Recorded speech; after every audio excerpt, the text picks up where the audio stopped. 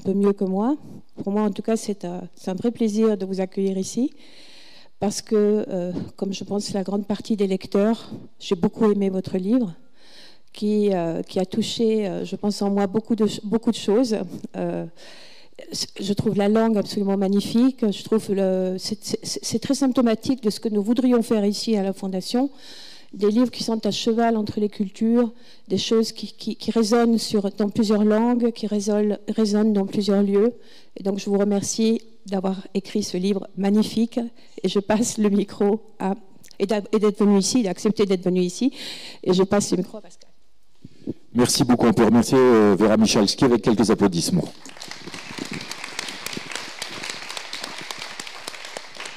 Bonjour à tous, c'est un plaisir d'être avec vous cet après-midi. Bienvenue. Merci, merci infiniment. Très heureux de vous accueillir. Merci infiniment de votre invitation. Merci Vera. Merci public. Qui a lu le livre? C'est juste pour savoir un peu? Ah ouais, quand même pas mal. Ok. Donc je vais dire des choses que vous savez déjà. Formidable. Vous êtes né d'un père andalou, d'une mère catalane. Tous les deux exilés à la fin de la guerre civile espagnole, dans le sud de la France. Oui. Et donc le français n'est pas votre langue maternelle? Non. Non. Les premiers mots que je dis sont des mots en espagnol. Et le français, vous le découvrez grâce à la littérature? À l'école, après. Je ne sais pas si je développe tout de suite ou pas. Non, on fait juste la bio rapide, là, on y va.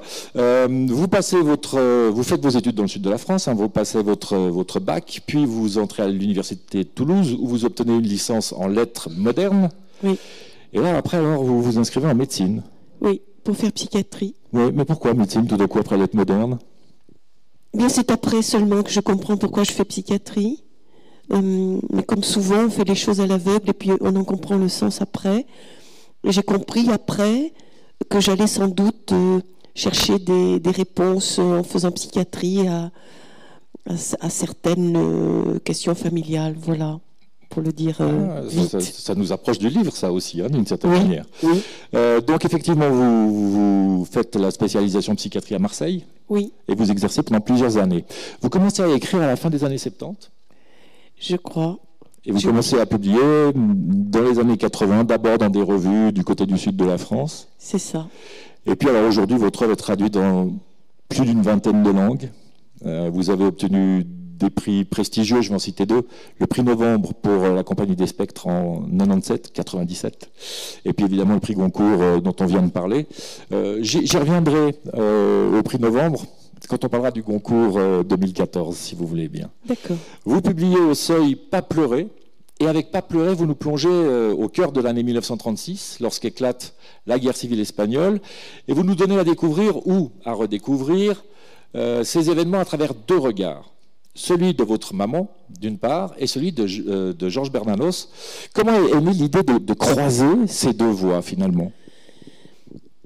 Simplement par la lecture des Grands cimetières sous la lune de Georges Bernanos, que je n'avais jamais lu, que je découvre donc dans un saisissement extraordinaire, parce que je découvre un écrivain, et un écrivain comme j'aime, c'est-à-dire un écrivain sans minauderie, très frontal, qui n'atténue jamais la cruauté, la vérité de ce qu'il dit. Il disait lui-même qu'il était fait d'une matière grossière. Et je crois que j'aime les écrivains qui sont faits d'une matière grossière. Un écrivain dont la liberté d'esprit est proprement stupéfiante, en tout cas très rare, puisque cet écrivain qui est catholique fervent, militant d'Action française, qui a défilé avec les Camelots du Roi, c'est dire, hein, dans les années 30, séjournant à Majorque en 36, cet homme donc qui aurait dû prendre fait et cause pour les phalangistes et les franquistes, devant l'horreur de ce qu'il voit, va contre son camp, contre ce qui était son opinion, contre son confort moral, va dénoncer ces crimes. Et tout au long de sa vie, il va garder cette liberté d'esprit extraordinaire, ce qui va le condamner à une solitude assez grande. On va lui faire payer cette prise de position. Absolument. On va lui faire payer en Espagne, puisqu'il va échapper à 2 attentats. Quand on dit que les écrivains prennent des risques, ça me fait sourire, parce que pour le coup, Bernanos, lui, lorsqu'il écrivait, savait le risque qu'il prenait et le poids de chaque mot et ses conséquences. Non, c'est risqué. Être écrivain aujourd'hui, c'est risqué. C'est pas Kamel Daoud qui va me dire le contraire. Ce qui est intéressant, c'est que vous donnez du coup sur cette année 36 un double éclairage. Pour votre mère, c'est grosso modo, je dirais, depuis ce fameux 18 juillet 36 jusqu'à la fin de l'année, la plus belle période de sa vie. Oui, paradoxalement, malgré paradoxalement. La guerre. Et avec le regard de Bernanos, c'est un des moments les plus sombres de l'histoire. Oui. Donc on a vraiment ces 2 éclairages et ils sont omniprésents tous les deux. Oui, sans doute, parce que le récit très, très, très sombre de Bernanos, très désespéré, très, très nocturne, très éprouvant à la lecture, va réactiver en moi le désir de lui opposer quelque chose de l'ordre de la liberté, de l'émerveillement, de l'enchantement, de l'émancipation, toutes ces choses que va vivre ma mère en 36, puisque je vous regarde pas, c'est pas bien. C'est difficile de parler à plusieurs. J'ai toujours tendance à parler à une personne en la regardant, mais j'ai perdu mon fil. Oui, pour ceux qui l'ignorent, mais je crois que ceux qui l'ont lu désormais ne l'ignorent plus, la guerre civile d'Espagne s'ouvre par une révolution libertaire. Ce qui veut dire que dans de très nombreux villages espagnols et dans 6 grandes villes espagnoles, les habitants de ces villes vont vivre en commune, en gestion autogérée, dans le partage, ce qui semble aujourd'hui assez inconcevable. On partage les terres, on partage les biens, on partage les bénéfices. Il n'y a plus de pouvoir central, il n'y a plus d'église, il n'y a plus de... En fait, il n'y a aucun pouvoir. Le pouvoir est aux miliciens et à la population, ce qui semble une utopie assez irréalisable et qui va être réalisée pendant quelques mois seulement. Oui. Mais ce qui est intéressant, et vous le rappelez très justement dans une scène où Joseph se frite avec sa mère d'une certaine manière, et il va chercher la Bible en disant « mais attends, les idées que je défends, elles sont dans la Bible ». Oui, parce qu'il y a, c'est vrai qu'il y a une tendance chrétienne dans une certaine forme d'anarchie. Et c'est vrai qu'il lui cite ce passage de la Bible où Jésus invite au partage des biens entre tous. Je reviens c'est une chose que l'Église catholique oublie régulièrement. L'une des choses. Oui. Je reviens à l'éclairage positif donné par votre mère, ce fameux 18 juillet 1936, quand elle fait un entretien d'embauche. En fait, c'est rien d'autre qu'un entretien d'embauche chez la famille Burgos. Il y a cette phrase qui la met mal à l'aise, on découvre à la fin du livre à quel point elle l'a blessée en même temps. Et vous avez cette phrase, vous dites « Heureusement, il y a la guerre ». Oui. C'est assez étonnant de dire « Heureusement, il y a la guerre ». Oui, Donc je ne serai bonne ni chez Burgos, ni chez personne. Oui, voilà. Elle coupe par ce fait même. C'est ce qu'on appelle le destin, ça. Oui, voilà. Elle a eu la chance, d'une certaine manière, que la guerre éclate, pour échapper au statut auquel elle aurait été condamnée, c'est-à-dire servante chez des propriétaires terriens riches du village.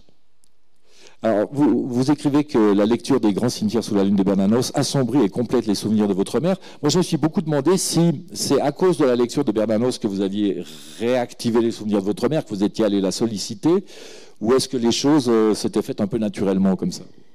C'est vraiment cette lecture-là qui me convoque à écrire vraiment, puisque le livre terminé, et je vous assure que ça s'est passé comme ça, le livre à peine terminé, j'écris les phrases qui seront l'incipit du livre et qui resteront telles quelles jusqu'à la fin.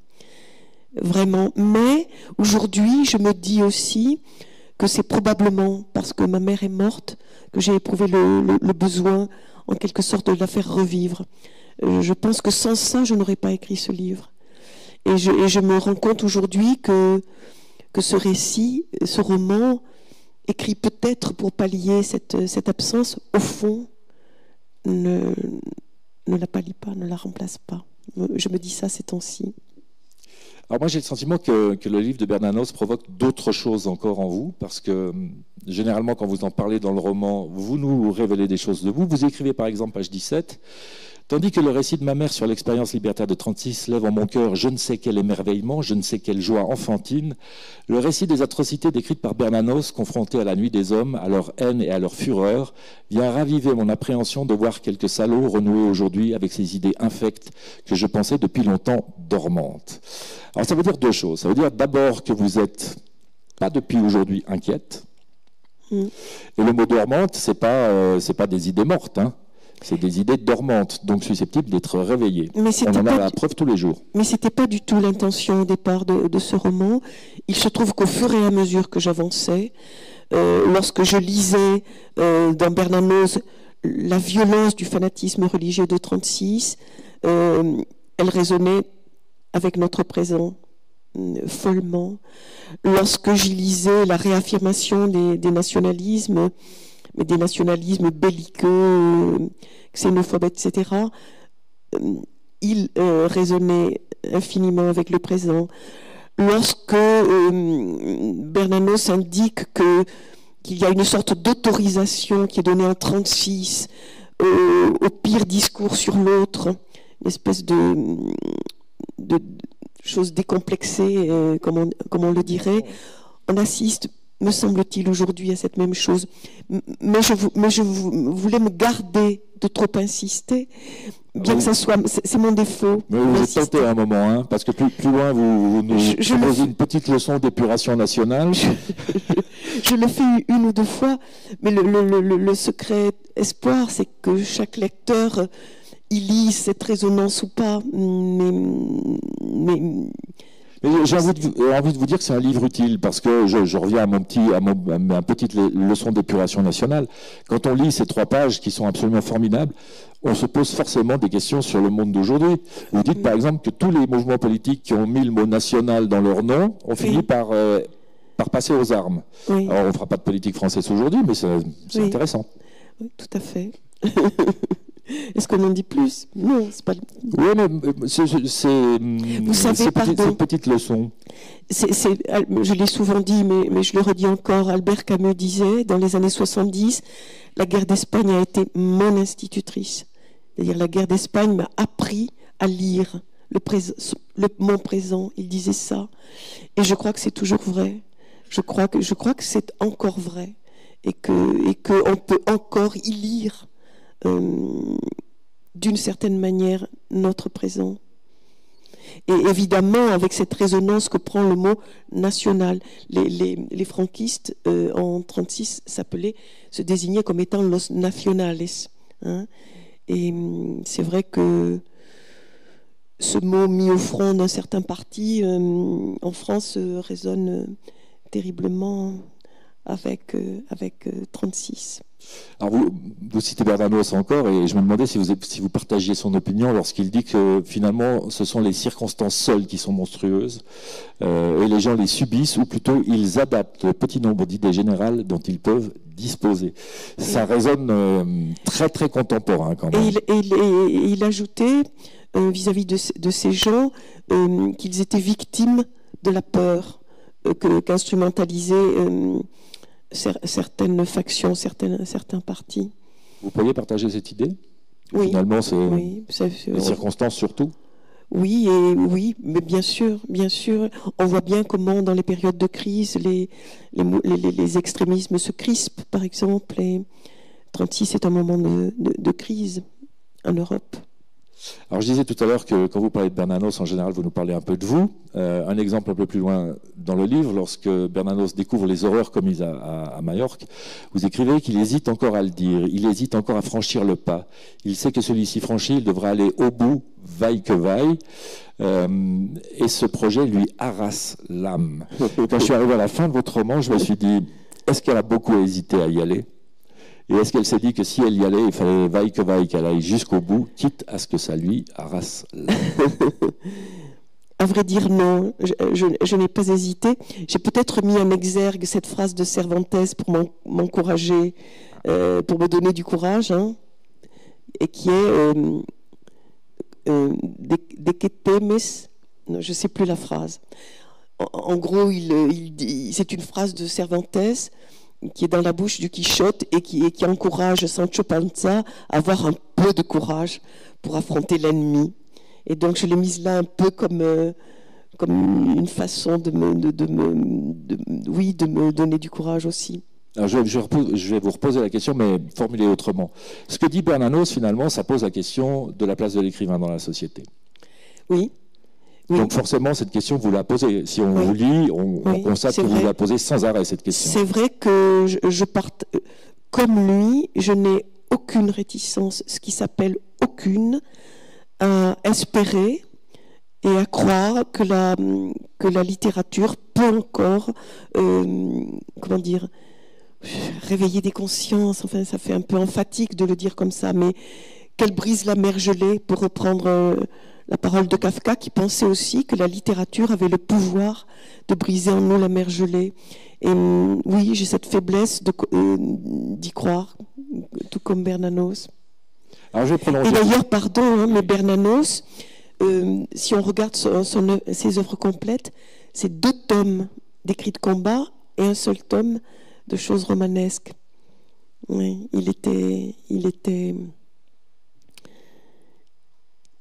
comment dire, oui, il n'hésitait jamais à engager sa parole politique, mais politique pas du tout au sens politicien du terme, pas du tout. Je me suis demandé si vous aviez douté du projet à un moment pendant l'écriture du livre, parce que toujours à propos de Bernanos, vous dites ceci, au seuil d'écrire son livre et de dénoncer les méfaits de cette église tant adorée par Donnapura, Bernanos hésite un instant. Qu'a-t-il à gagner à cette entreprise? Et qu'ai-je moi-même, me dis-je, à gagner à la faire revivre? Est-ce que vous savez maintenant ce que vous avez à gagner, à part le Goncourt?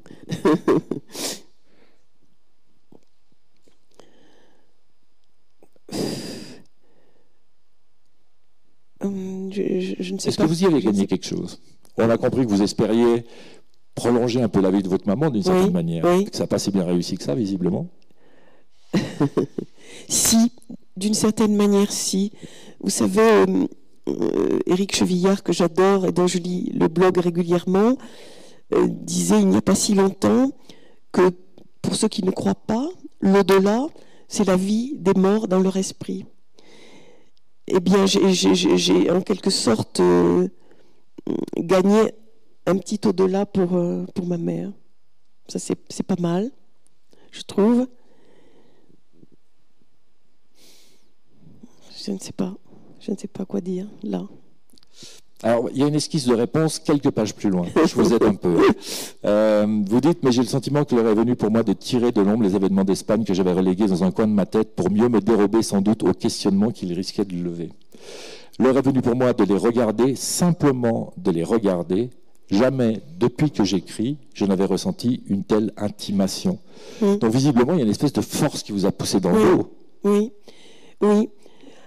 Bien que ce projet soit venu à mon esprit plusieurs fois, chaque fois je le rejetais parce que je craignais justement l'apitoiement sur moi-même, sur la condition d'exilé de mes parents, sur ces pauvres malheureux qui perdent leur langue, leurs biens, leur famille, etc. Je craignais ça par-dessus tout parce que je déteste le dolorisme et les larmes littéraires. D'où le report infini de cette histoire. Et puis, et le titre. Et le titre, c'est vrai. Et puis, quand après la lecture de Bernanos, je m'y jette, mais vraiment, tous les jours, je ne pense qu'à ça, je m'y jette à peine éveillée, jusqu'au soir, tardivement, comme une chose à laquelle je serais vraiment, vraiment attachée, vraiment. Ça veut dire Et dans le bonheur. Et dans le bonheur, ce qui n'a pas toujours été le cas de certains de mes romans. Et là, j'étais bien. Malgré la noirceur. Avant la lecture de Bernanos, vous y aviez donc pensé à ce projet.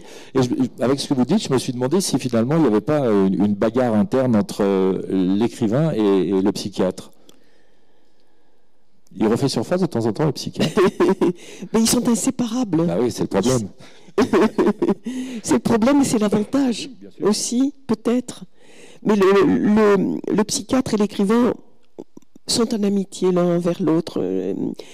Et ils sont en amitié surtout sur cette chose à quoi l'un et l'autre s'affrontent, c'est que le psychiatre, comme l'écrivain, au bout d'un moment, se heurte à l'opacité des hommes. Ils ne peuvent pas, on a beau analyser, il y a un moment qui reste opaque. L'infracassable noyau de nuit, disait Breton. Hein. L'un et l'autre, à un moment, s'affrontent à ça, au mystère de l'homme, pour le dire simplement. L'un et l'autre ont cette chose que je trouve absolument magnifique, j'espère que ça va durer, c'est que le prix d'un livre, pour vous, pour moi, pour vous, personne au monde peut le dire, ce prix-là. Il peut transformer une vie, il peut n'être rien. Dans ce qui se passe dans le cabinet du psy, c'est la même chose. Je pense qu'il y a des choses qui surgissent et qui peuvent être déterminantes vraiment pour une vie, mais c'est pas vanité de le dire, c'est l'expérience seule. Et puis des choses qui se déroulent sans que rien ne se passe. Et cette immesurable, je ne sais pas si c'est français, de cette expérience. On l'accepte. Que personne au monde puisse en dire le prix, c'est une chose qu'elles ont en commun qui me plaît beaucoup. Il y a un autre point commun entre le psychiatre et l'écrivain, finalement, et dans les conséquences qu'ils peuvent avoir, c'est que tout passe par les mots. Bien sûr, bien sûr. Et ce que j'aime dans votre écriture, c'est que vous avez l'art de poser des mines qui explosent un peu plus tard. Je m'explique. Au début du livre, à propos de Diego, vous dites il a des mots qui blessent, il connaît déjà leur pouvoir, il est précoce. Et on se rend compte, après, en lisant le roman, qu'effectivement, à certains moments, vous faites un choix de mots extrêmement précis. Parfois, vous les répétez 4, 5, 6 fois sur 3 ou 4 phrases. Et le poids des mots dans ce roman est extrêmement bien pesé. Je me suis demandé si c'était instinctif chez vous ou s'il y avait, comme tout bon travail, un travail qui ne se voit pas, mais qui est là. Bien sûr, c'est du travail. Bien sûr, c'est du travail. Ça intéresse toujours les gens de savoir comment ça se passe dans la cuisine d'un écrivain. Comment vous supposez, comment vous choisissez les mots? J'ai un exemple tout à la fin du livre. Je vais le retrouver tout de suite. Quand on parle du couple qui s'est occupé de Diego, oui. Avant qu'il rejoigne son vrai père, oui. Il y a un mot qui revient tout le temps, je vais le retrouver. Oui. Irréprochable. Irréprochablement. Exactement. Irréprochablement. Oui. Ouais, qui revient sans cesse. Voilà. Et ça pour le coup, c'est l'expérience psy. Ce sont ces familles qui se présentent comme irréprochables avec un enfant qui va mal. Mais on fait ce qu'il faut, mais il mange bien, mais il dort aux heures qu'il faut. Mais oui, mais il manque un truc. Mais on est irréprochable. J'ai vu ça souvent. Mais la répétition du irréprochablement dans ces 2 pages fait qu'on voit ce couple différemment à chaque phrase. C'est-à-dire qu'on fait sa connaissance en 2 pages. Bien sûr. Mais peut-être que le le plus jubilatoire, c'est le travail d'écriture du Fragnol. Oui. Le Fragnol, oh, je vous regarde pas, c'est pas bien. Non, mais c'est difficile de parler à un groupe. Moi, je ne sais pas parler à un groupe. Mais je vais essayer, parce que c'est pas sympa de ne pas regarder. Donc le Fragnol... Vous voulez m'asseoir là-bas? Je le fais si vous voulez. Non. Le Fragnol, donc, c'est la langue que ma mère, on va le dire simplement, invente lorsqu'elle arrive en France en 1939, parce qu'elle ne sait pas un mot de français, elle ne sait rien de la France, elle sait à peine où se trouve la France, de l'autre côté des Pyrénées. Et petit à petit, elle va inventer donc ce que ses enfants vont appeler le Fragnol, qui est donc un mélange de mots de français cueillis ici et là, de mots d'espagnol francisé, de 1000 incorrections, de 1000 barbarismes, etc. Et donc il a fallu la réécrire, cette langue, évidemment.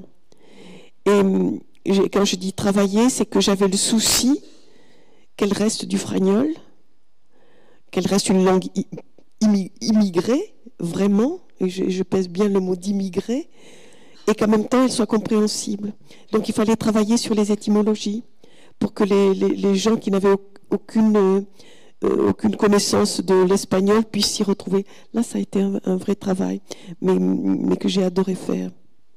Alors c'est intéressant parce que j'ai l'impression que c'est aussi une sorte d'hommage à votre mère, même s'il a fallu travailler un peu au-delà de sa vraie langue à elle. Bien sûr. Mais ça, c'est très étonnant parce que j'ai lu quelque part qu'il y a quelques années, vous n'aimiez pas tellement quand elle parlait comme ça, vous avez un peu honte quand vous étiez plus jeune. Quand j'étais enfant. Oui, oui, bien sûr, on est raciste quand on est enfant. Et là, tout à coup, c'est presque une espèce de sauvegarde d'un patrimoine. C'est plusieurs choses. C'est de dire que donc ma mère crée une langue, elle l'invente, et c'était une façon de dire que pour qu'une langue reste vivante, il faut qu'elle se réinvente, il faut qu'elle se recrée. Normalement, les écrivains devraient le faire. C'est pas ceux qui le font le mieux. Et pour avoir travaillé dans une banlieue de Bagnolet, je peux vous dire que les Bagnolet, donc c'est une banlieue de Paris qui doit recueillir, je sais pas, une centaine de communautés différentes.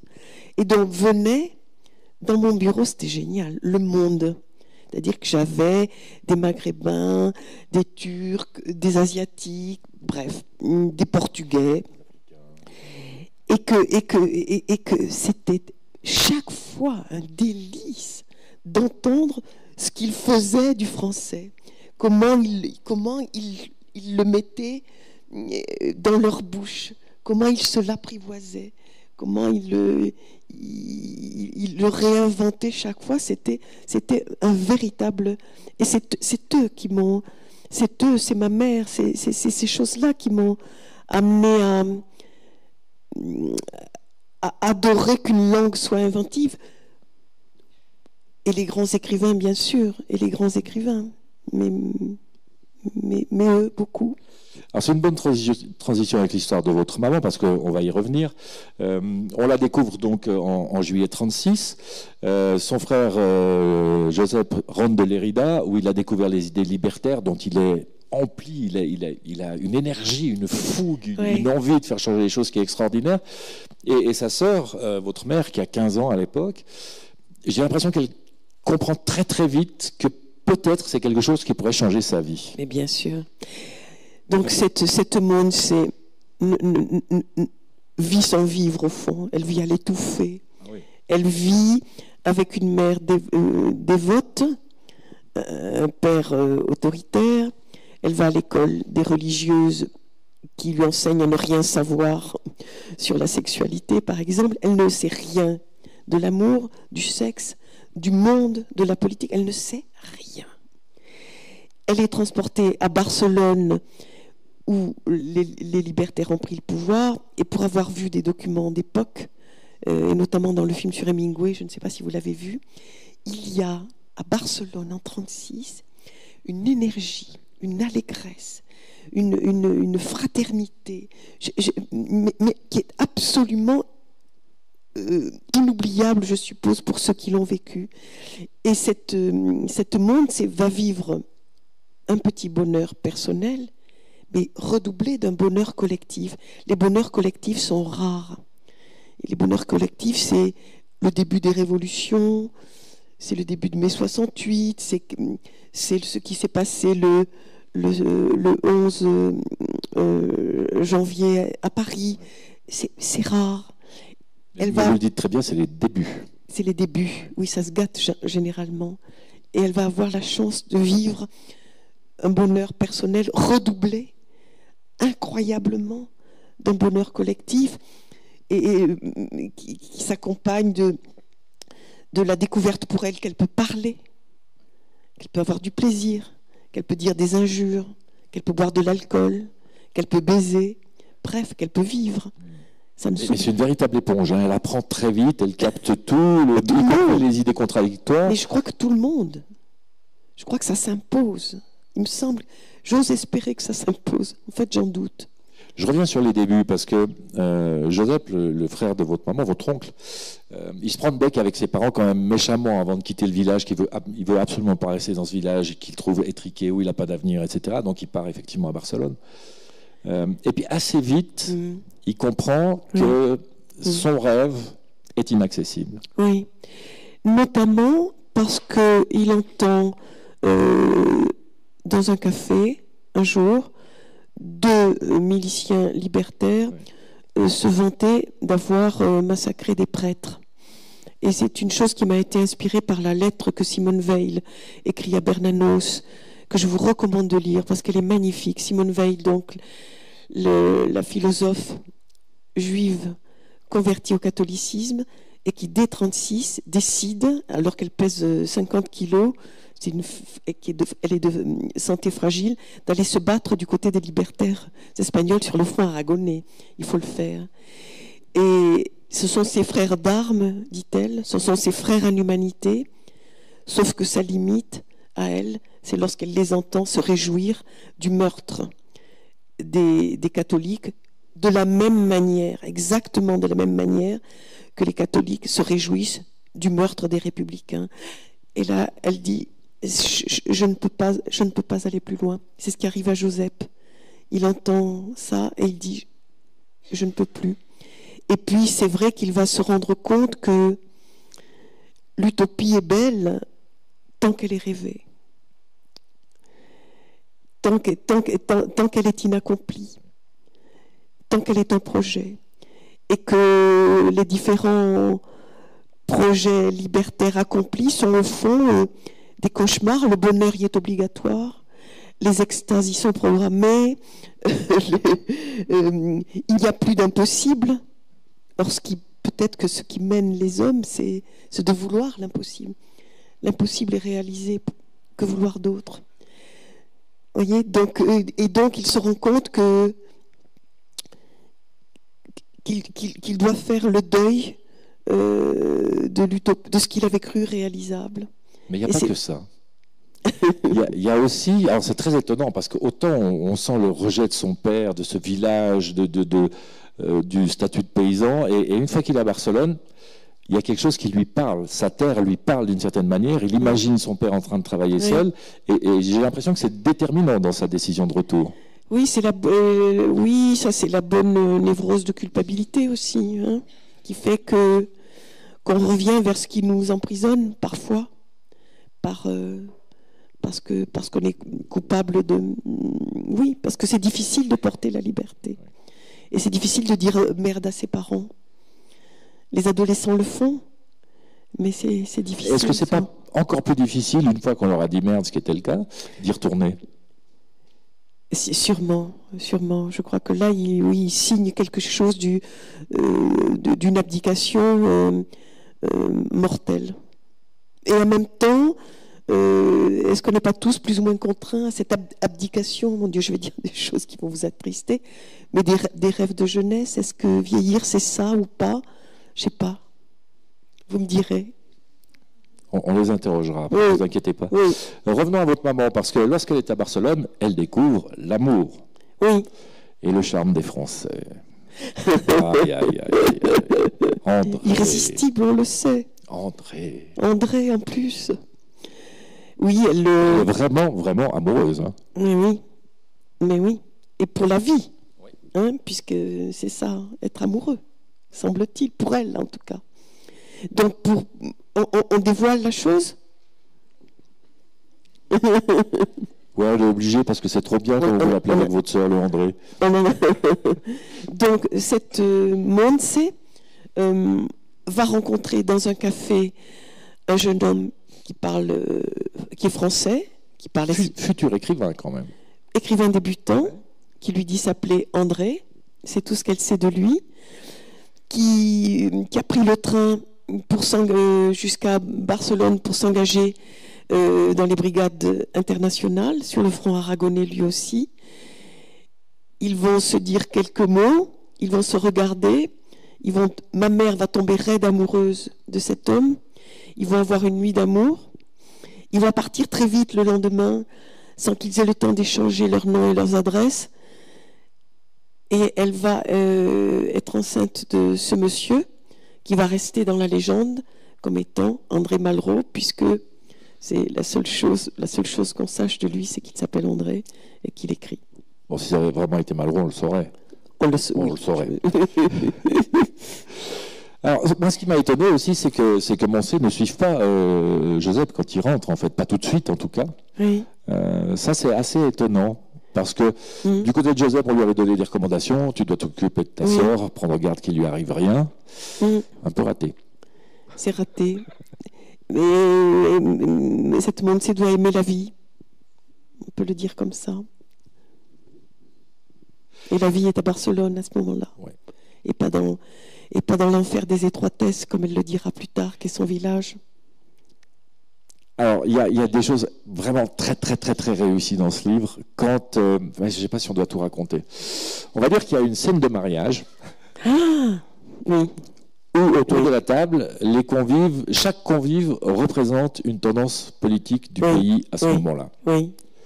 Et je me suis beaucoup posé cette question à propos de votre roman, parce que j'oublie jamais que c'est écrit roman sur la page de garde. Oui. Et je me dis que vous avez su nous faire comprendre la grande histoire à travers l'histoire des individus. Il y a cette scène du repas de mariage, il y a les fameux billets de banque brûlés par les libertaires, devant des gens qui n'ont pas d'argent. Je l'ai vu sur YouTube. Oui. Est-ce qu'à votre avis, on peut faire comprendre la grande histoire à travers l'histoire de vous et moi ?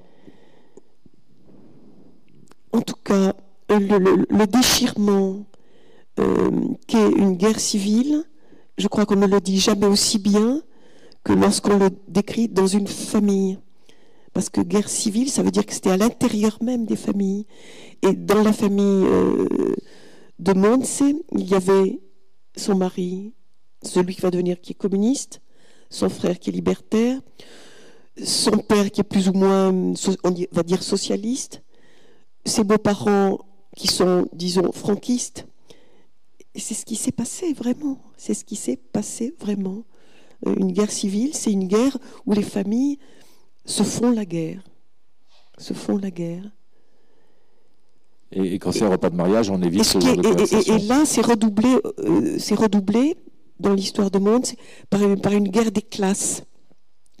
Puisque elle est la pauvre fille de paysan qui va chez les riches et donc qui n'a pas les manières, qui ne sait pas comment tenir les couverts, qui ne sait pas ce qu'il faut dire avant, après un repas, qui ne sait pas se tenir. Mais elle va la gagner, cette guerre. Et voilà, c'est ça ce qui j'ai aimé faire par-dessus tout dans ce livre, c'est ce lien entre don Jaime Burgos Obregón, qui est le riche propriétaire terrien, et Montse, et voilà, cette amitié par-delà. C'est mon côté sentimental un peu, mais voilà, l'amitié par-delà les. On a presque l'impression que c'est une amitié amoureuse. Elle aurait presque pu être plus amoureuse du père que de Diego. Ça, c'est mon interprétation. Peut-être c'est mon côté sentimental ou mélancolique ou romantique, probablement. Mais ça m'amène à une autre question. Je reviens à cette idée du mot roman écrit sur la page de garde. Et vous en avez donné un début de réponse avec le travail autour de la langue de votre mère. Mais je me suis demandé si pour vous, la fiction n'était pas aussi un bon moyen de s'approcher de la vérité, peut-être plus qu'avec le témoignage. Pour ce roman-ci, ce sont vraiment ces deux choses qui m'ont agi. C'est l'héritage, le legs, les souvenirs, et l'imaginaire romanesque qui fait que je fais assassiner mon pauvre oncle qui est mort longtemps après, qui fait que mes cousins m'ont drôlement engueulé pour la circonstance. Oui. Mais ce que j'ai aimé travailler aussi, et peut-être, c'est bien de le dire, enfin j'en sais rien, mais c'est la relation entre donc le frère Giuseppe et Diego, le mari, parce que ce qu'il m'intéressait vraiment de faire apparaître, c'est combien nos postures politiques sont souvent sous-tendues par des choses très irrationnelles, très affectives, très souterraines. Voilà, chez eux, ça remonte à la prime enfance. Qui remontent à la prime enfance, aux humiliations de cours de récré, des choses comme ça.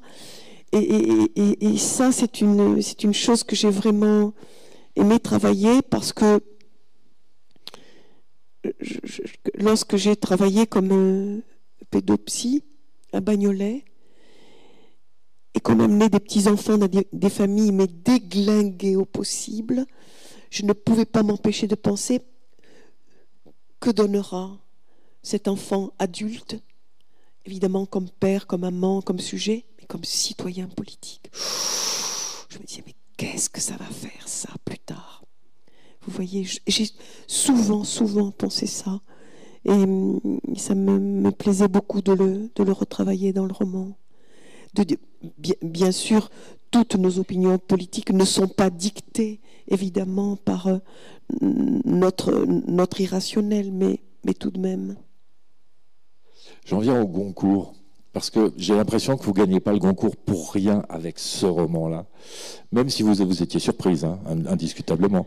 Mais je reviens à ce que je disais tout à l'heure, hein, cette espèce de force qui vous a poussé dans le dos à écrire ce livre. Je pense que ça va ensemble. Qu'est-ce que vous en pensez? Vous voulez dire quoi? Que quand on est vraiment obligé d'écrire un livre, que la force est telle, c'est le bon. Moi, j'ai tendance à penser, évidemment, que les bons livres sont les livres nécessaires à celui qui les écrit, et non pas ces livres périphériques à soi, comme on peut en lire. Mais c'est difficile aussi de savoir où est son centre. Et c'est difficile d'y arriver au premier coup. Peut-être, je ne sais pas ce qu'il faut. Oui, mais c'est vrai que je pense que quand les livres sont nécessaires à celui qui l'écrit, le lecteur ne s'y trompe pas une seconde, il me semble. Mais peut-être que je me trompe, et peut-être qu'il y a des livres écrits comme ça, en passant, et sans doute on pourrait en trouver, tout à fait désinvoltes par rapport à ce que j'appelle le centre, et qui sont délicieux. C'est possible. Vous me direz, c'est même certain. Là, je me dis ça tout d'un coup. Je me suis demandé, après on donnera la parole au public qui a sûrement des questions à vous poser, mais je me suis demandé si vous n'auriez pas, quelque part, préféré le gagner en 97, ce fameux Goncourt. Plutôt que le prix Novembre. Non, je trouve il aurait mérité. Je trouve que c'est très bien comme ça. Oui. Je trouve que c'est très bien comme ça. Oui, vraiment. Vous savez, beaucoup dénoncent les effets désastreux d'un concours sur un écrivain. Sur un premier ou un deuxième. Oui, sur la reconnaissance arrivée trop vite. Non, c'est très très bien comme ça. Et puis j'ai eu la voix de celui qui l'avait eu à ma place. Il m'a donné sa voix tout de suite, m'a-t-il dit. Génial. Voilà. Vous allez pouvoir les regarder dans les yeux, parce que c'est eux qui vont vous poser des questions. Bien sûr. Je vais venir vous voir avec le micro. Le plus difficile étant de poser la première question, qui veut poser la deuxième? Vous prenez la deuxième, je vous la donne.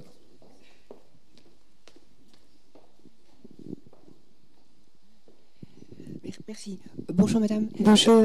C'est juste pour tenter de répondre, puisque vous avez dit, vous me direz, sur les livres qui est nécessaire pour soi. Je pense pardon, un livre qui est nécessaire pour celui qui l'écrit.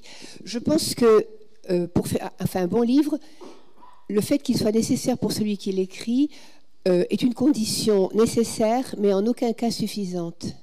C'est-à-dire que c'est une condition nécessaire, mais il faut que ce livre réussisse à devenir nécessaire pour celui qui le lit. Bien sûr, Hein? bien sûr. Et ça, bien sûr. c'est une question du travail de l'écrivain sur la fiction. Sans doute. Voilà. Et puis je voulais vous demander autre chose. J'ai lu avec beaucoup d'intérêt et de plaisir le numéro quand vous avez été rédactrice en chef de l'UMA. Oui. Et vous avez fait un texte sur la haine en reprenant ces phrases de Bernanos et en l'appliquant aux garçons, aux malheureux. De quelle enfance trahie, voilà, etc. Oui.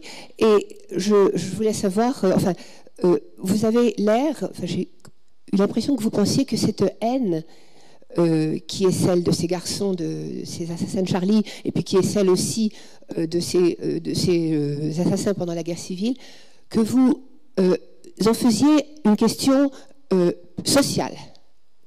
Et que vous disiez... Pas seulement. De quoi sommes-nous donc responsables pour avoir fabriqué ces garçons-là? Entre autres. Mais c'est entre autres. Entre autres. Est-ce que vous pourriez peut-être en dire un peu plus là-dessus? On commence par cette question sur la haine. Peut-être sur le travail aussi.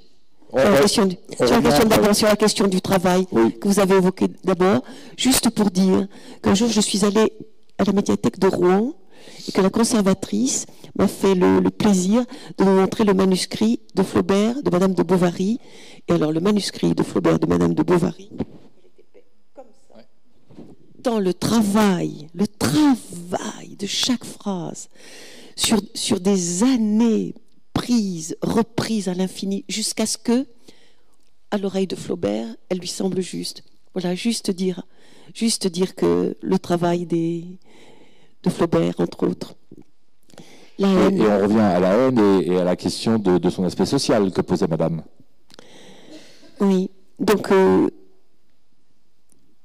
lorsque les événements de janvier sont survenus en France, une certaine partie de la France a découvert que dans les banlieues, les enfants avaient un ressentiment terrible contre les Blancs, les Juifs, les mécréants, etc. Hein? On l'a découvert avec stupeur, pour la bonne raison qu'on n'avait jamais vraiment regardé du côté de la banlieue. Et personnellement, j'ai travaillé dans cette banlieue de Bagnolet pendant une vingtaine d'années. Au tout début, ça a été, comment dire, heureux autant qu'on puisse l'être en s'occupant d'enfants en difficulté, mais bref, rien ne m'inquiétait. Et il y a, je ne sais pas bien le situer, il y a 8 ans, peut-être 18 ans, j'ai vu des petits-enfants comme ça, de 7-8 ans, me dire, Madame, il faut tuer les Juifs. Je dis, mais qu'est-ce qui se passe? Qu'est-ce qui se passe là? Qu'est-ce qu'on est en train qu'est-ce qui est en train de se faire? Et quand je le disais à mes amis qui habitent de l'autre côté du périph' et qui foutent jamais les pieds dans les banlieues, ils me disaient, Lydie, tu vas pas faire des sentiments anti-arabes. Mais je leur disais, mais c'est pas ce que je vous dis. Je vous dis que j'entends ça depuis quelque temps, que ça se fige, que ça se crispe dans le religieux, que le ramadan qui n'était pas pratiqué par les enfants quand je suis arrivée à Bagnolet, les enfants de 7 ans, ils ne faisaient pas le ramadan, je vous le dis. Voilà, j'ai vu les choses se crisper, se figer. Voilà, et justement, quand commence la réunion à l'UMA, ils disent tout de suite les moyens. Mais les enfants de Bagnolet, à Bagnolet, les moyens que la mairie communiste donnait aux enfants de Bagnolet est remarquable. C'est ça qui est terrible. Et que les moyens que ces enfants ont étaient autrement meilleurs que les moyens que j'ai eus enfant, par exemple. Pour dire que sans doute l'humiliation, sans doute le fait d'être relégué, sans doute le fait de considérer qu'aller à Paris, c'est pas pour eux. Paris, c'est pour les riches. Bien sûr que tout ça a joué, qui relève du social, mais pas seulement. Sans doute pas seulement. Ça serait trop beau si on pouvait. Bien sûr qu'il faut répondre du côté du social, j'en suis persuadée. C'est pas moi qui vais vous dire le contraire, mais pas seulement. Et donc voilà, je me disais, de quelle enfance trahie, pour reprendre cette phrase si belle de Bernanos, naît la haine? De quelles humiliations, de quels abandons, de quelle solitude, de quels manipulateurs, de quels profiteurs d'abîme, pour reprendre le mot si beau d'Antonin Artaud, hein, les profiteurs d'abîme, qui ont profité justement de ce désarroi des mômes de banlieue, en offrant la religion comme soutien, comme armature, comme réponse aux besoins spirituels. Et ça s'entend. Donc l'affaire est compliquée. La question suivante est tout au fond de la salle. Oui, j'aimerais vous poser une question sur les langues de Pas pleurer. Vous avez parlé du fragnol que vous réinventez d'une manière délicieuse, et puis effectivement on voit comment vous pouvez le faire parce qu'on arrive à comprendre toujours ce qu'elle veut dire, mais à certains moments il y a des phrases entières qui sont alors en espagnol. Et je voulais savoir ce que vous vous êtes dit. Vous avez osé ça en vous disant ils comprendront pas ou ils comprendront, c'est égal, ou en vous disant ils comprendront, ils devineront. Comment... D'abord, peut-être avant de répondre sur ce point précis, j'aime bien dans la littérature qu'on entende nos langues, parce que je suis sûre que nous n'avons pas une langue, que nous avons des langues, que la langue que nous parlons dans notre cuisine n'est pas la langue que nous parlons au bureau, qu'il y a la langue du politique, qu'il y a la langue amoureuse, qu'il y a la langue des chansons, qu'il y a la langue des poèmes, la langue des militants, etc. Qu'il y a les langues étrangères, qu'il y a l'anglais qui arrive souvent dans nos conversations, etc. Et que ces langues, qui peut faire une hiérarchie entre ces langues? En tout cas, la littérature se fout des hiérarchies et donne aussi bien la place à une langue malhabile qu'à une langue habile, etc. Ça, c'est les choses que j'aime défendre. Et du coup, j'ai oublié ce que je... Ah oui, et pourquoi les phrases laissées en espagnol, c'est ça, hein? Alors, évidemment, on s'est posé la question avec mon éditeur. Plusieurs choses ont joué dans le fait qu'on a conservé l'espagnol. C'est que mon éditeur ne sait pas un mot d'espagnol. Et quand je lui ai dit, avez-vous compris? Il m'a dit, j'ai tout compris. Comment on comprend l'incompréhensible souvent, hein, dans les romans. Et puis, aussi, personnellement, lorsqu'il y a des opacités dans un roman, et encore plus dans un poème, quand je lis une phrase que je ne comprends pas, ben souvent ça me plaît. Souvent ça me plaît. Souvent la phrase reste. Pascal disait l'incompréhensible ne cesse pas d'être. Et moi j'aime bien que l'incompréhensible ne cesse pas d'être dans les romans, et que tout ne soit pas transparent, que tout ne soit pas explicite. Ce qui ne veut pas dire qu'il faille cultiver l'obscurité à toute force, hein, comme on a fait à certaines périodes dans la littérature, mais pas non plus la transparence absolue où tout devrait être absolument clair à celui qui le lit. Moi, j'aime bien j'aime bien que ça résiste. Quand je lis moi-même un livre, et par exemple, je disais à je ne sais qui me posait cette question, que j'ai eu ma période où je lisais, j'oublie toujours son nom, le philosophe, le traité de Yankelevitch. Chez Yankelevitch, dans les traités de vertu, il y a des noms grecs. Mais ça m'a toujours plu. Mais peut-être je suis seule à partager, ce qui serait grave, hein, à partager ce point de vue. On reste au fond de la salle pour la question suivante. Hola, je m'appelle Pilar, je suis professeure d'espagnol ici à Lausanne. J'habite depuis... Hola. Hola. Et je voulais vous demander simplement de me donner un mot en espagnol, parce que je collectionne les mots. Un seul mot. En espagnol? Una palabra, sí. Una palabra. ¿Qué palabra? Corazón no. No. Las naranjas y las uvas en un palo se maduran. Los ojitos que se quieren desde lejos se saludan. C'est joli, une collection de mots. Hein. Sympa. Vous savez ce qui s'est passé à propos des poèmes en espagnol? Marie n'était pas là, je crois. Je récite les 2 vers de ce poème de Lope de Vega qui dit « Con mis soledades voy, de mis soledades vengo ». De mes solitudes je viens, vers mes solitudes je vais, pour le traduire littéralement. Je dis ces 2 phrases et il y a une vieille dame dans la salle qui continue le poème de Lope de Vega jusqu'à la fin. Et là, j'étais au bord de pleurer. C'était magnifique. Un garçon pour la prochaine question. Merci. Avez-vous le projet d'écrire l'histoire de cette femme heureuse? Je vois à quoi vous faites allusion. Monsieur fait allusion à ce livre que j'ai écrit juste avant Pas pleurer. Qui vient de me déprimer. Qui sont le portrait de 7 femmes écrivains.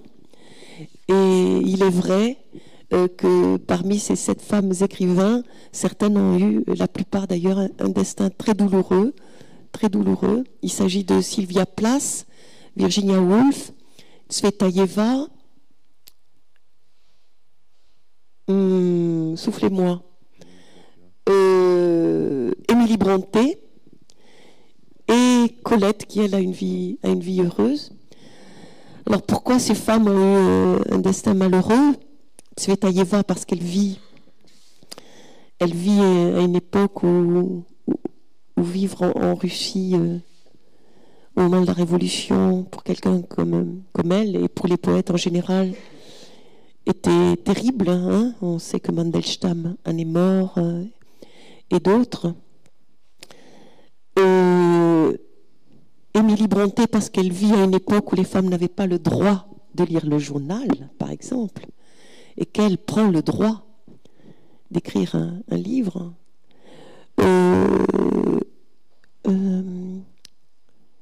Sylvia Plath, qu'on considère aujourd'hui comme une grande poétesse et qui n'a pas 2 lignes de presse durant sa vie, mais il suffit qu'elle meure pour qu'on la considère comme un grand écrivain. Donc chacune de ces femmes ont eu malheureusement des raisons de souffrir. Pas Colette, parce que c'est l'intruse de ce livre, parce qu'elle savait comment parvenir. Elle savait très bien comment parvenir. Elle savait qui épouser et avec qui pactiser. Elle avait du talent, ce qui n'enlève en rien son talent, mais ce qui explique peut-être qu'elle a eu en tant que femme et écrivain, elle a eu une vie plutôt facile. Donc cette femme heureuse, nos écrivaines contemporaines sont bien plus heureuses, j'espère. Quoique Jelinek, par exemple, a eu la vie très dure en Autriche et a subi toutes sortes d'injures, prix Nobel. Hein. Femme prix Nobel de littérature, il n'y en a pas tant que ça, et qui s'est fait vraiment traîner dans la boue par toute l'Autriche au grand complet. Donc la vie des écrivains n'est pas toujours facile. Il arrive qu'ils aient le Goncourt, mais il arrive aussi qu'ils soient malmenés. Les femmes, évidemment, dans des époques passées, la littérature était une activité masculine, hein, sans faire du féminisme à 2 balles. Hein. Quoique, dans les universités américaines, ils sont en train de réécrire l'histoire littéraire des femmes et de sortir, de faire un travail d'archives formidable et de sortir ces femmes qui n'ont pas été visibles. Et c'est en train de se faire, je crois. Donc peut-être cette femme heureuse, mais vous savez, chez les hommes, c'est guère mieux. Hein, le destin des écrivains, hein, de certains écrivains. Je remonte tout en haut pour la prochaine.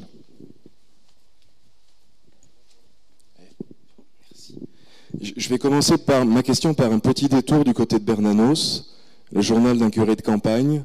Ces 2 curés qui sont là, le jeune et son aîné. Et le jeune dit la vie est compliquée.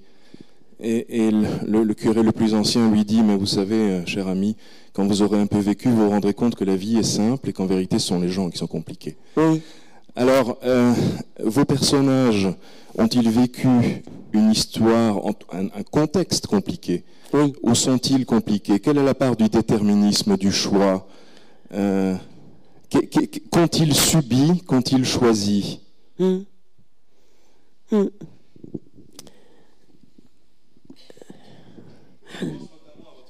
Oui, bien sûr. Et il pense notamment à sa mère, évidemment. Ce qui est très compliqué chez cette femme, c'est que les conditions de son malheur sont les conditions de son bonheur et réciproquement, à tout moment. Mais même son exil français, qui aurait dû être son chagrin, a été aussi quelque chose à quoi elle a dit oui avec bonheur, et puisqu'elle a eu des enfants, etc.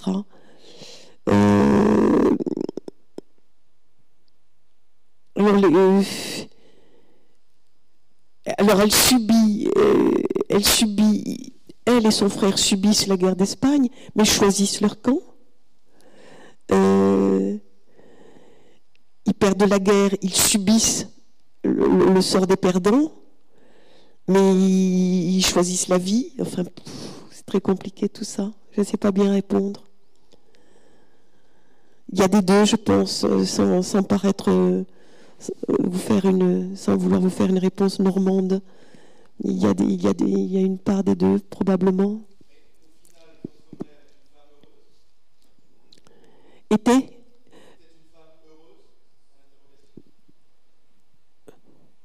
Je ne sais pas. Je sais qu'elle avait dit oui à la vie, pour le dire comme ça. Je ne sais pas. Elle était joyeuse, elle aimait chanter. Je ne suis pas sûre que la relation avec son mari l'ait comblée. C'est une chose qu'elle a dit très tard, après la mort de mon père.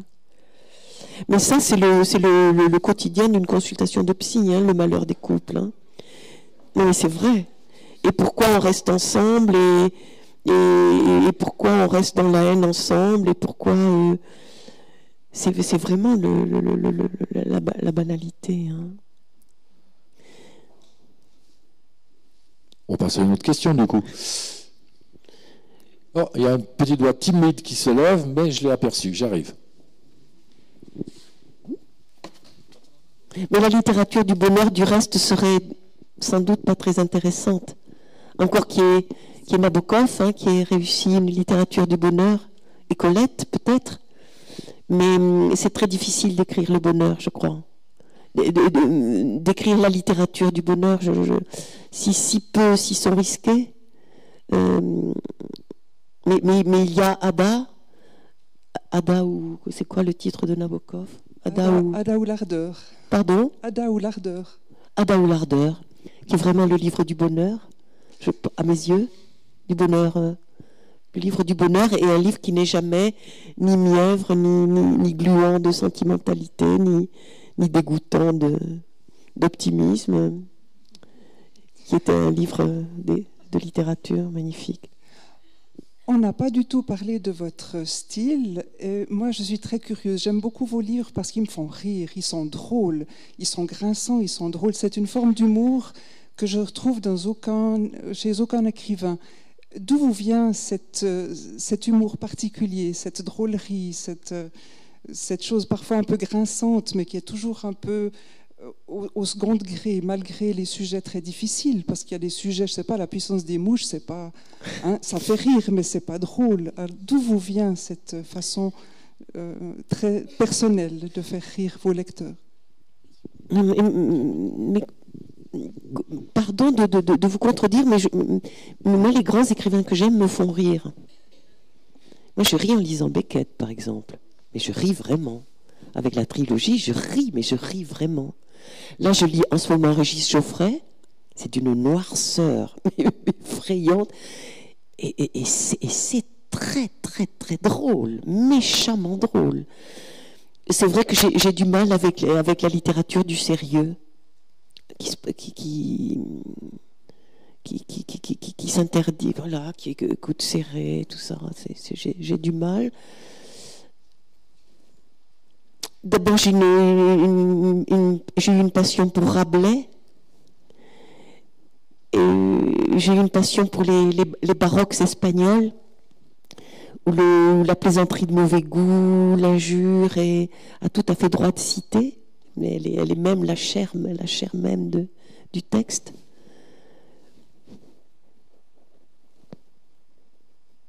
C'est Pascal qui disait philosopher, c'est se moquer de la philosophie.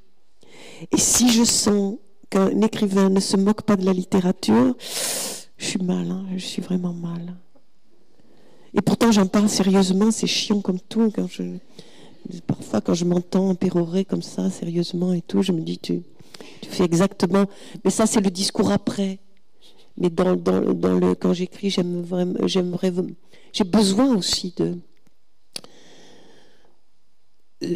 d'abord d'éprouver que souvent l'humour est beaucoup plus tranchant et beaucoup plus efficace sur ce qui est à dire ou à dénoncer qu'une longue phrase dénonciatrice. Et puis c'est des respirations. Et puis lire et rire, c'est bon quand ça arrive.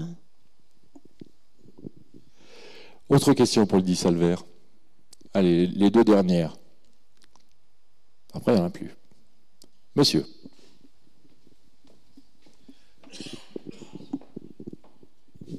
J'ai lu votre roman. Ce roman là avant qu'il ait ce prix, et j'étais extrêmement content parce qu'il y avait des années que je lis des prix Goncourt qui m'emmerdent. Hein. Et puis j'ai été à la Fnac parce que je suis français. J'ai été à la Fnac de Lyon. Et puis vous n'étiez pas en tête de gondole. Je me suis dit, mais c'est pas possible. Hein. Ils sont payés par le plus DI. Qu'est-ce que vous en pensez? Mais c'est vrai vous voulez de l'humour, on en a. Hein. Mais c'est vrai que les écrivains que j'aime, Claude Simon, Pinget, Beckett, ont jamais eu de prix Goncourt en France. C'est vrai que ça nous avait mis dans une défiance très grande de ce prix. J'ai le sentiment qu'il s'est un peu moralisé depuis quelques années. J'ai le sentiment, avant, certains jurés ne lisaient pas, hein, carrément. Hein. Non, mais c'est vrai, c'est tout à fait connu, et ils obéissaient au petit commerce entre maisons. Hein, c'est comme ça que ça se passait. J'ai l'impression, mais peut-être je me trompe, que depuis... comment il s'appelait? Avant Jérôme Ferrari, celui qu'il a eu avant. Génie, Alexis Génie. Je trouvais que c'était un beau livre. Je suis fatiguée. Jérôme Ferrari, je trouvais que c'était vraiment un beau livre. Je trouvais vraiment que c'était beau. Vraiment beau. Voilà. La dernière question. Oui. Oh, je remonte. Il y a un nid de questionneurs sur le haut, là.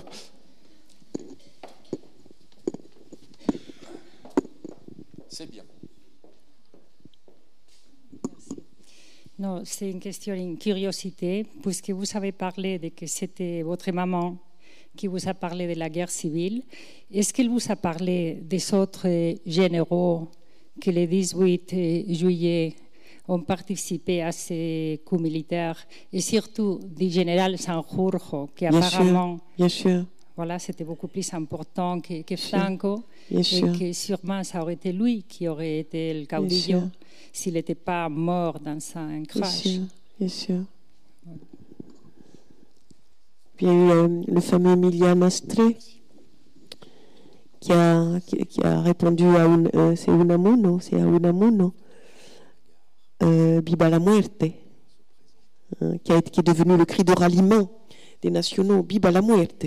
Ça donne donne des frissons dans le dos. Ça marche.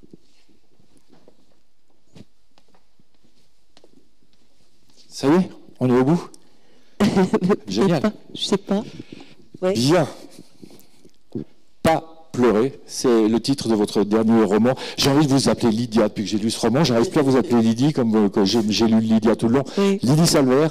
Je vais vous demander de remercier Lydie Salver, mais alors avec un tonnerre d'applaudissements.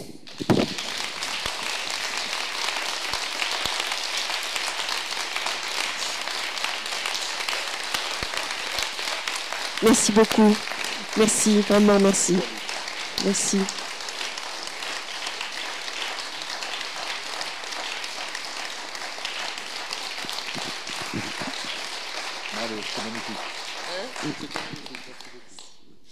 Alors, je sais que vous êtes nombreux à avoir lu Pas pleurer, mais rien ne vous empêche de l'offrir. En plus, avec une dédicace, c'est encore plus sympa.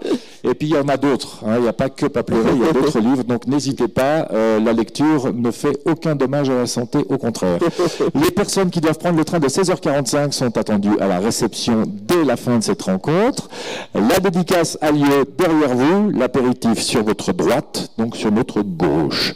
Merci infiniment. Et puis, j'aimerais aussi encore quelques applaudissements pour la Fondation Michalski qui a pris l'initiative de ces rencontres qui sont absolument formidables. Bravo la Fondation. Bravo Vera.